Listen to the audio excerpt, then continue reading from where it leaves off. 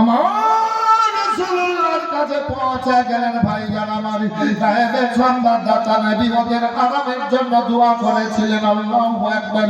আল্লাহ বলেছেন, আলা সাওফা ইউতিকা রাব্বুকা ফাতারদা।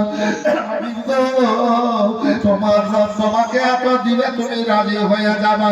আমার রাসূলুল্লাহ দোয়া করেছিলেন, আল্লাহ আরাম করেছিলেন। ভাইজান আমার, আল্লাহর নবীর কাছে পৌঁছালেন।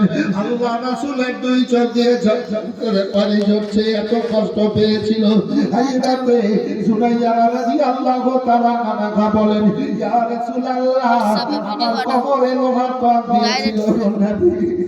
এই যে লাল লোহা খানা, গরম লোহা খানা, ভিতর থেকে চর্বি ফুটে ফুটে এসে ওই লোহা খানা ঠান্ডা হয়েছিল। আল্লাহ রাসূল বলেন, ও সুমাইয়া, আমার দিকে এগিয়ে যাও। এবার এগালেন। আল্লাহ রাসূল দোয়া করে দিলেন দম করে। ভাইজান আমার, ঠিক আছে যাও বসো। এবার বসালেন। হযরতে লুবিনা বলেন, ইয়া রাসূলুল্লাহ, গরম বালির উপরে আমাকে শোইয়েছিল, এই চামড়াগুলো সব উঠে গেছে। আল্লাহ রাসূল নবী আমার বললেন, ঠিক আছে বসো। যারা দুনিয়ার আমলকে ভয় করে না, নবীর প্রেমে ডুবে, আল্লাহ তাদের জন্য জাহান্নামের আগুন হারাম করে দিয়েছেন। ও তোমাদের দুঃখ কষ্টের ব্যাপার নাই। আল্লাহু আকবার, আল্লাহু আকবার।